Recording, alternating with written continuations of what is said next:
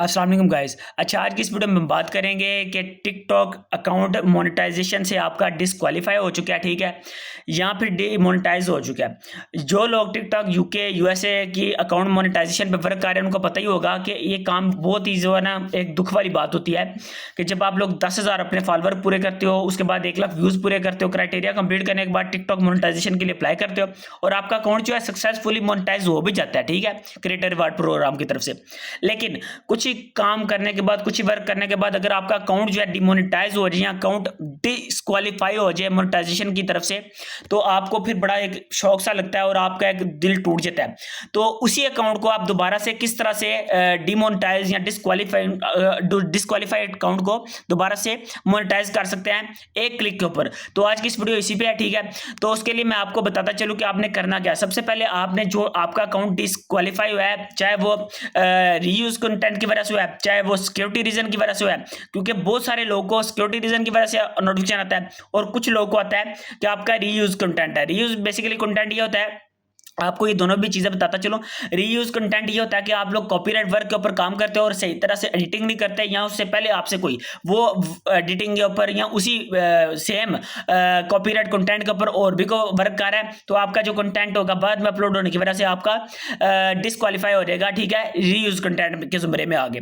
और दूसरे नंबर पर जो होता है वो ये होता है कि आपका जो सिक्योरिटी रीजन की वजह से होता है वो बेसिकली होता है कि आप वीपीएन, आरडीपी, पाकिस्तानी आईपी, बाहर की आईपी सब में यूज कर रहे होते हैं अकाउंट, ठीक है। आपको कुछ पता नहीं होता कि किस में अकाउंट रखना है, किस तरह से रखना है, और यूज कर रहे हैं एक तरीके से जिससे आपका अकाउंट जो है सेफ तरीके से आप लोग लंबा यूज लेके उसको लंबे तौर पे लेके चलते रहो। लेकिन आप लोग डिफरेंट उसकी आईपी चेंज करते हो जिसकी वजह से उसका सिक्योरिटी का रीजन आता है और आपका अकाउंट जो है डिमोनेटाइज होता है।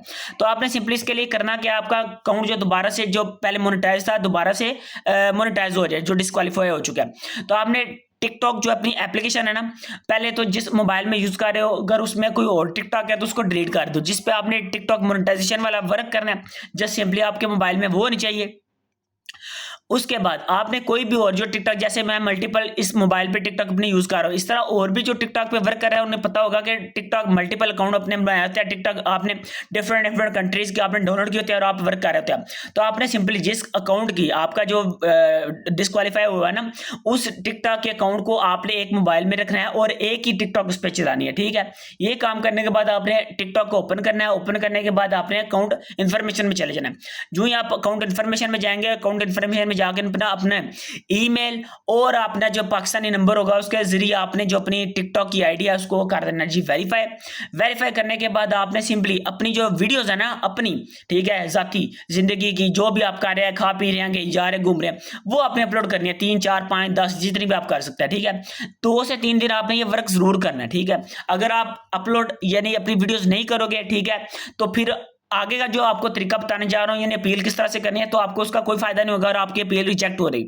आपने अपना नंबर वेरीफाई करना है। नंबर वेरीफाई करने के साथ ईमेल वेरीफाई करने हैं और उसके बाद आपका जो मोबाइल जिस पे आप यूज कर रहे हो एक ही टिकटॉक होनी चाहिए और उस टिकटॉक में एक ही अकाउंट लॉगिन होना चाहिए। मल्टीपल अकाउंट भी लॉगिन नहीं होने चाहिए, क्योंकि 5 6 बंदे यूज कर रहे होते हैं, ठीक है, जो मोनेटाइजेशन पे वर्क कर रहे हैं। तो जब ये आप सब काम कर लोगे, उसके बाद अपनी वीडियोस अपलोड अपनी 3 4 कर लेनी है। उसके बाद 2 से 3 दिन ये वर्क काम अपने करना है, ठीक है। 2 3 अपनी वीडियोस डेली अपलोड करनी है।